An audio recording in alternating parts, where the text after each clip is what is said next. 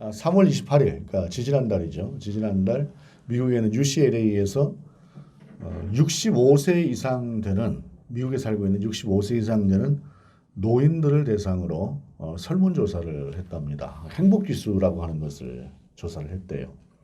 8,200명 정도를 대상으로 했다고 하는데 만족도, 삶의 만족도, 행복지수라고 하는 것을 조사를 하다 보니까 미국에 살고 있는 백인들의 평균 그 행복지수는 한 82% 정도 됐다 그럽니다.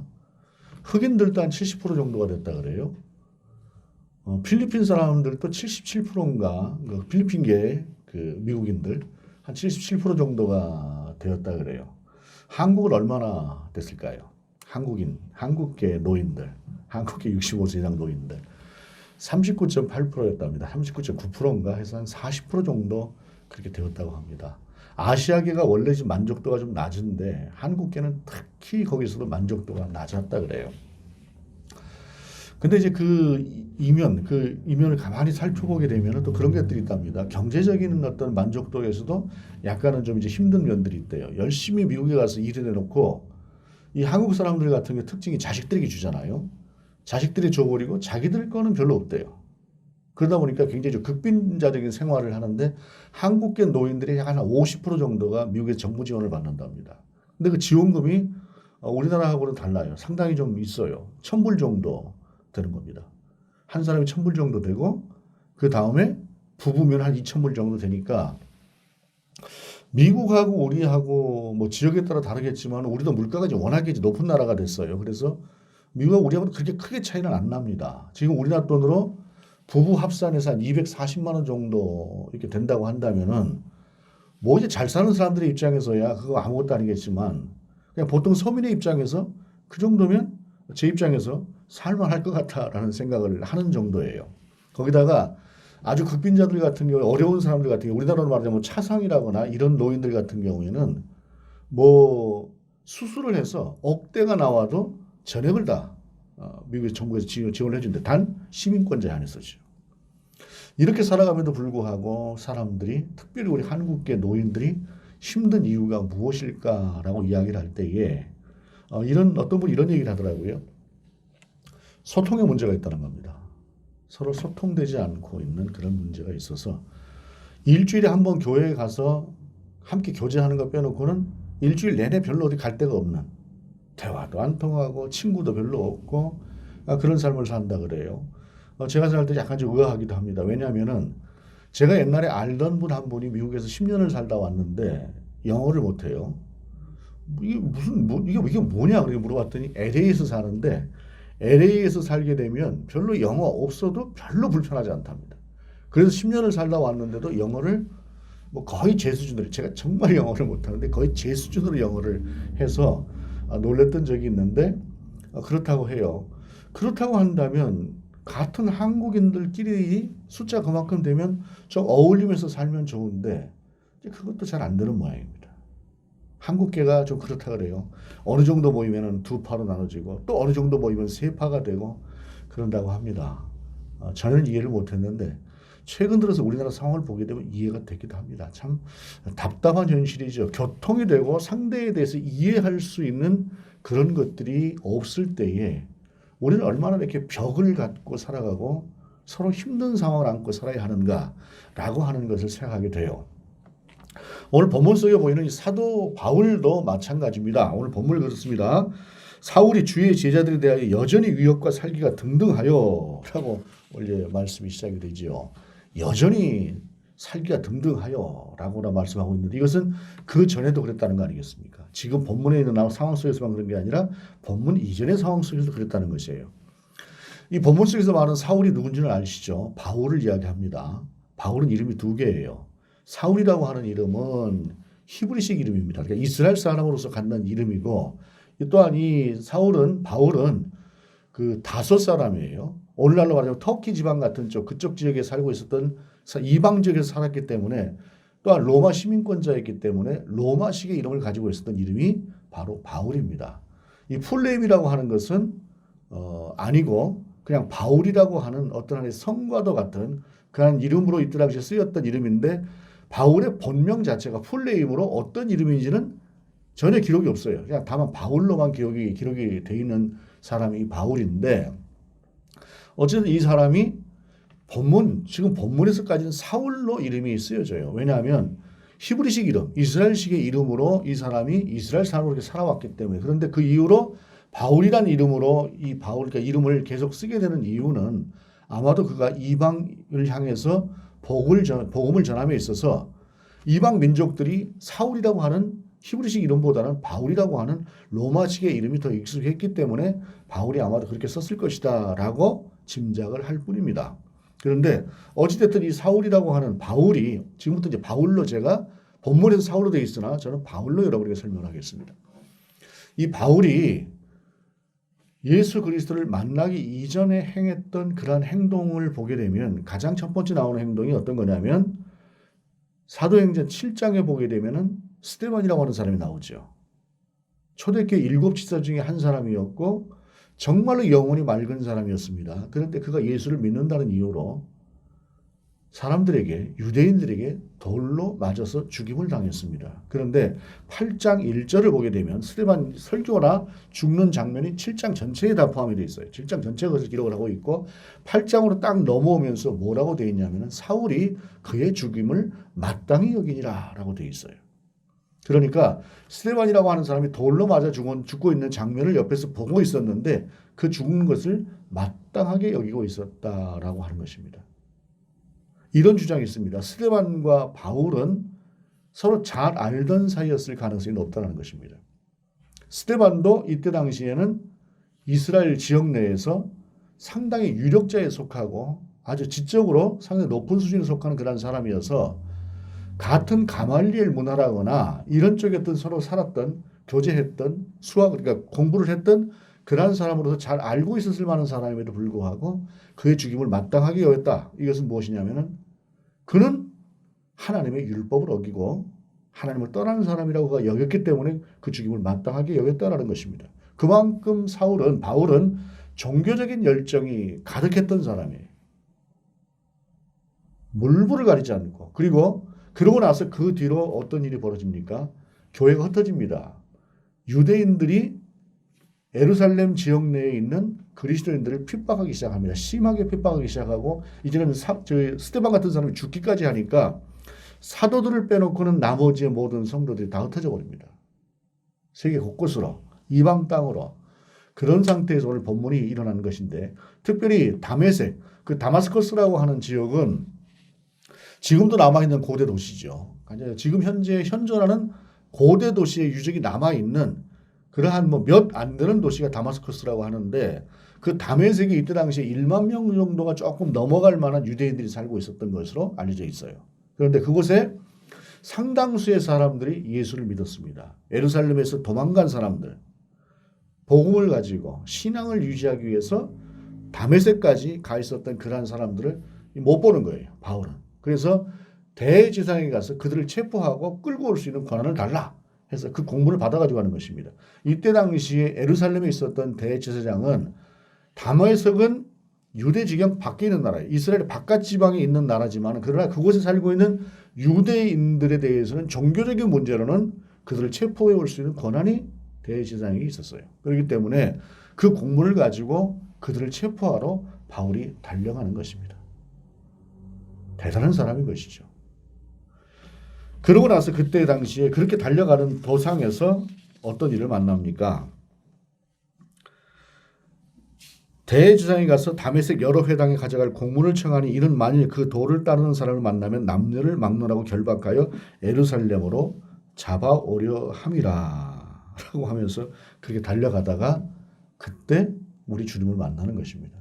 참 성경 어느 곳을 봐도 바울과 같은 사람을 이렇게 직접 하나님께서 또는 예수님께서 만나서 뒤바꿔 놓는 경우는 사실상 여기가 거의 전무후무하지 않을까 싶은 그러한 일이 오늘 본문 속에서 일어나는 것이에요.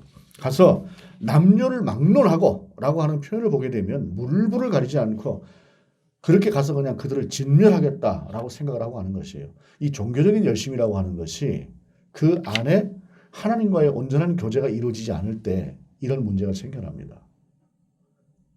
지금 보게 되면은 나이지리아인가요? 아프리카 같은 데서도 순교자가 엄청나게 일어난다고 해요.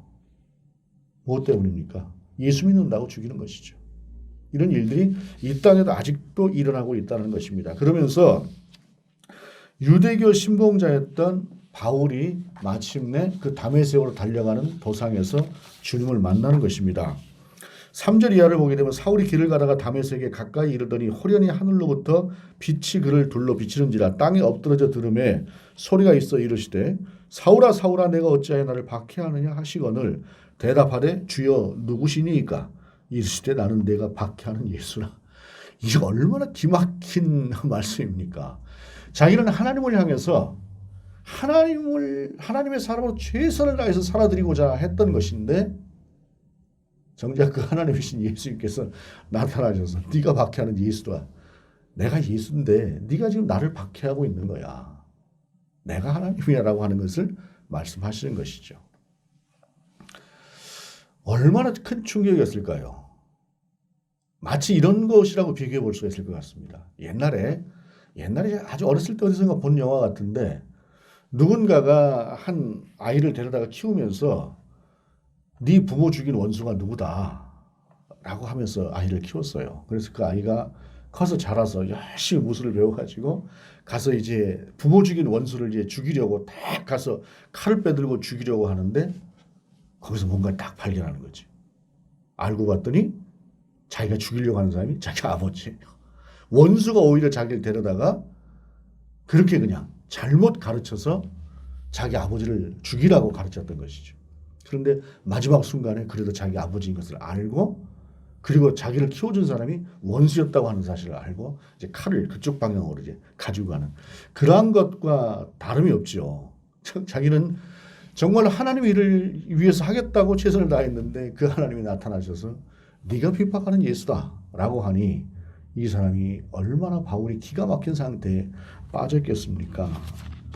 바울이 하나님을 만난 그 신비감, 그 하늘로부터 내리는 그 빛이 워낙 강했기도 하겠지만 그러나 그 충격이 얼마나 컸으면 바울의 눈이 멀고 들어가서 바울이 사흘 동안 식음을 전폐했다라고 기록하고 있어요. 이것이 바울이 이때 당시에 그 하나님의 그 신비한 예수님의 그 신비하게 자기 자신을 부르시는 그 부르심 앞에서 충격을 받은 그 신비함에 대한 충격이기도 하겠지만 그거보다는 아니 나는 내 하나님을 향해서 내가 최선을 다한다고 생각했는데 내가 그 하나님을 향해서 그 칼 끝을 들고 하나님을 향해서 달려가는 그러한 모습이었다니 라고 하는 것이 얼마나 그에게 끔찍하고 고통스러운 순간이었겠습니까? 사흘 동안 그가 식음을 전폐했습니다. 여기서 본문 속에서 사흘이라고 하는 것은 특별히 본문이 사흘이라고 얘기하는 것은 우리 주님이 무덤에 계셨던 사흘이 그런 순간이죠. 그런 암흑의 순간이죠.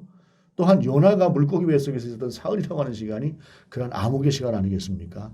마치 우리 주님이 십자가에 달려 죽으신 후에 3일 동안 무덤에 계셨던 것처럼 요나가 주님을 배신하고 하나님의 뜻을 떠나서 다메섹으로 가다가 다시스로 가다가 잡혀 물고기 뱃속에 들어가서 보냈던 사흘처럼 바울은 그렇게 3일 동안 고통스러운 그런 시간을 보내고 있었다라는 것입니다. 근데 우리 주님은 이유가 있으신 거죠. 이유가 있으셔요. 그리고 나서 바울에게 사람을 보내기로 작정을 하시면서 아나니아라고 하는 사람을 부르게 됩니다. 아나니아라고 하는 사람. 그 사람이 다메섹 내에서 상당히 유력한 사람이 있어요. 10절에 보게 되면 그때 다메섹에 아나니아라는 제자가 있더니 주께서 환상 중에 불러 이르시되 아나니아야 하시거늘 대답하되 주여 내가 여기 있나이다 하니 주께서 이르시되 일어나 직가라 하는 거리로 가서 유다의 집에서 다소 사람 사울이라는 사람을 찾으라. 그가 기도하는 중이니라. 그가 아나니아라 하는 사람이 들어와서 자기에게 안수하여 다시 보게 하는 것을 보았느니라 라고 말씀하고 있습니다. 이 아나니아가 누구냐면 사도행전 22장에서 이제 쭉 뒤로 본문으로 가게 되면은 바울이 이때 당시의 상황을 자기가 다시 한번 정리해서 고백을 하는 장면이 나와요. 사도행전 22장에 내가 다메섹으로 가다가 그때 예수님을 만났다라고 하면서 그때 아나니아라고 하는 사람 22장에서 이렇게 그가 표현을 합니다. 22장 12절에 율법에 따라 경건한 사람으로 거기 사는 모든 유대인들에게 칭찬을 듣는 아나니아라 하느니라고 이 아나니아를 표현합니다. 그러니까 바울이 다메섹으로 가다가 다메섹 도상에서 꼬꾸러져 있던 이때 당시에 우리 하나님께서 불러서 바울에게 보내고자 했던 이 아나니아라고 하는 사람은 다메섹에 있는 그리스도인들 사이에서도 경건한 사람으로 소문이 나 있었던 유력한 신실한 그러한 그리스도인이었다라고 하는 사실입니다. 그를 하나님께서는 선택해서 예수님께서 선택해서 바울에게로 보내기로 하셨는데요. 여기서 중요한 것은 예수님께서는 아나니아만 불러서 일방적으로 가라고 하시지 않았어요. 바울에게도 아나니아라고 하는 사람이 너에게 와서 안수를 할 것이다 라고 하는 것을 바울에게도 말씀하셨다고 하는 사실입니다. 간혹 우리가 하나님의 뜻이라고 하는 것을 우리 속에서 듣게 되고 알게 되는 경우들이 있어요. 그리고 우리가 하나님의 뜻이라고 하는 것을 하나님께서 하나님을 통해서 알게 되고 듣게 되는 그러한 경우에 그 일이 내 문제인 경우에도 우리가 다시 확인하는 절차가 필요합니다. 왜냐하면 이것이 내 생각인가? 이 기도한다고 하는 분들 중에서 좀 그런 분들이 좀 종종 있습니다. 기도하다가 퍼뜩 어떤 영감 같은 것들이 딱 스치게 되면은 이것이 하나님께로부터 오는 것들도 많이 있어요. 그런데 자기 생각인 경우들이 있거든요. 그런데 이것을 확인을 해보는 절차를 거치지 않고 즉시 행동으로 옮기게 되는 경우들이 종종 있습니다. 이런 경우들은 자기 생각인 경우가 참 많습니다. 그래서 하나님께로부터 오는 어떤 감동인 경우에는 이것이 정말로 하나님께로부터 온 것인가 라고 하는 것을 우리가 기도하면서 다시 확인하고 그 일이 큰 일이면 큰 일일수록 반드시 영적인 리더들하고 의논하는 것이 옳습니다. 그리고 또한 그 문제가 자기 자신에 관한 문제가 아니라 어떤 누구에게 이와 같이 하라 하는 식의 응답이 있을 수 있어요. 어느 순간 하나님께서 저를 통해서 어느 집사님에게 가서 어느 집사에게 가서 그가 이러한 문제가 있으니 이 문제에 대해서 이렇게 선포하라 라고 하는 때가 있을 수 있어요. 그런데 이러한 경우에도 특별히 조심해야 될 것이 뭐냐면 이것이 나만 그렇게 생각하는 경우가 있을 수 있다는 것입니다. 물론 선지자를 통해서 예를 들어서 다윗과 같은 경우에 하나님께서 선지자 나단을 통해서 다윗에 가서 일방적으로 선포하라고 하는 때가 있었어요. 옛날 선지의 시대는. 그러나 지금 같은 시대에는 그렇게 일방적으로만 하나님께서 말씀하시는가 라는 문제에 대해서 우리가 반드시 짚어보고 생각해야 될 필요가 있다는 것입니다. 왜냐하면 하나님은 인격적이신 하나님이시기 때문에 그렇습니다. 일방적으로만 하시는 하나님은 아니라는 것이에요. 물론 오늘 본문 속에서 바울을 선택하신 것은 일방적으로 선택하신 것입니다. 그럼에도 불구하고 그 과정들을 보게 되면 하나님께서 일방적이 아니라 아나니아를 통해서 그리고 또한 사울을 통해서도 아나니아라고 하는 사람이 이것을 분명히 그들 가운데 말씀하시면서 아나니아를 보내셨다는 것입니다. 그리고 아나니아가 그에게 가서 안수하여 기도했을 때에 비로소 그의 눈이 떠졌고 그는 즉시 세례를 받고 그리스도인이 되었습니다. 그의 속에서 하나님에 대한 지식은 분명히 가득 차 있었어요. 그러나 그 향방을 모르고 메시아를 여전히 기다리고 있었던 것이에요. 그런데 메시아를 여전히 기다리고 있는 상태에서 자기가 볼 때 메시아가 아니라고 생각되는 그 예수가 메시아라고 하니 이거는 이단이고 참남한 거예요. 용서가 안 되는 거예요. 그런데 그분이 진짜 메시아였다는 것이죠. 그러니 한순간에 변해서 세례를 받고 그리스도인이 됩니다. 그러나 그때부터 그가 바로 즉각 복음을 전했던 것은 아닙니다. 성경 여러 곳들을 보게 되면 그 아라비아 광야로 가서 3년 동안 하나님 앞에서 따로 훈련을 받았다라고 하는 것을 우리가 생각해 볼 수 있는 그런 여지들이 있습니다. 바울은 이때 세례를 받고 즉시 하나님의 사람으로 돌이켰으나 그러나 그는 하나님 앞에서 또한 특별히 다시 한번 교육을 받고 그는 사도로 부르심을 받았다는 것입니다. 왜 예수님께서 바울이라고 하는 사람을 이렇게 특별하게 정말로 드라마틱하게 이렇게 불러내셨을까라고 하는 것을 생각해 보게 되면 사실 우리는 이 부분이 경이롭다라고밖에 설명할 수가 없어요. 어떠한 이유다라고 하는 것은 우리의 짐작이고 어찌 보면 우리의 상상력에 포함되는 것이지 하나님께서 왜 이렇게 바울을 부르셨는가라고 하는 것을 우리는 성경 속에서 말씀하시지 않기 때문에 정확한 그 이유를 알 수는 없어요. 다만 주님은 이렇게 말씀하십니다. 15절에 주께서 이르시되 가라 이 사람은 내 이름을 이방인과 임금들과 이스라엘 자손들에게 전하기 위해 택한 나의 그릇이라. 특별히 이방을 향해서 쓰고자 하는 주님의 뜻을 따라서 선택했다. 주님의 선택을 말씀하시지 그 이상은 말씀하시지 않습니다. 왜 바울만 선택했을까? 근데 가만히 여러분 생각해 보면요. 우리도 하나님을 만나는 사람들이 하나님의 자녀 아닙니까? 그런데 모태신앙인 경우에도 왜 누군가는 모태신앙으로 이 세상에 태어나서 예수 그리스도를 알게 되는 사람으로 태어나고 누군가는 전혀 그렇지 않은 집안에 태어나게 되고 또 중간에 예수를 믿는 경우도 마찬가지입니다. 저 같은 경우에도 마찬가지예요.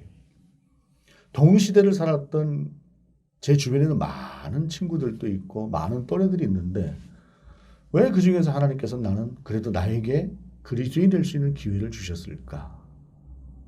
이런 부분을 가만히 생각을 해보게 되면 또한 이 역시 하나님의 신비다라고 하는 것을 우리는 고백하게 됩니다. 그래서 이것을 뭐라고 하느냐?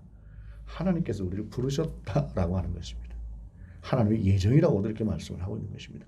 물론 그 예정이라고 하는 것이 확증되어져서 모든 길을 1, 2, 3, 4, 5, 6 이렇게 단기적으로 나누고 딱 그 틀에 맞춘다고 하는 것이 아니라 큰 뜻에서 볼 때 결국에는 하나님이 우리를 부르셨다. 왜냐하면 내 공로가 아니잖아요. 그래서 하나님의 공로로 하나님이 부르십니다라고 하는 의미에서 우리는 예정을 이야기하는 것입니다. 하나님께서 우리를 부르셨다. 결국엔 그렇다라고 하는 것이 우리의 고백이 되는 것이죠. 그렇게 우리 주님께서는 바울을 불러서 당신의 뜻을 따라서 이방의 사도로 그를 부르시게 됩니다. 특별히 바울은 이때부터 이 이후로 사도 바울이다라고 하는 이름으로 불려요. 근데 사도라고 하는 말에 대해서 우리가 좀 생각을 해야 될 것은 뭐냐면 사도라고 하는 것은 예수께서 공생의 기간 동안에 직접 부르시고 특별하게 임명하신 그 제자들만 사도라고 이야기를 합니다. 12명으로 구성되어져 있죠.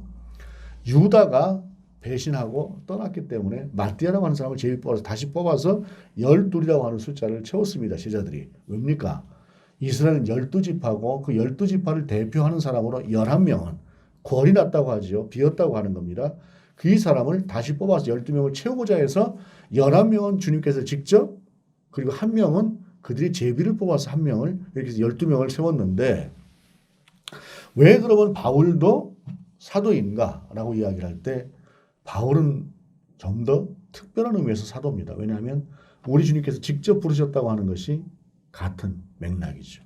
그리고 우리 주님께서 내가 이방의 복음을 전하는 자로 내가 세웠다라고 하는 그 세우심의 명물이 분명하게 또한 바울을 사도라고 이야기를 합니다.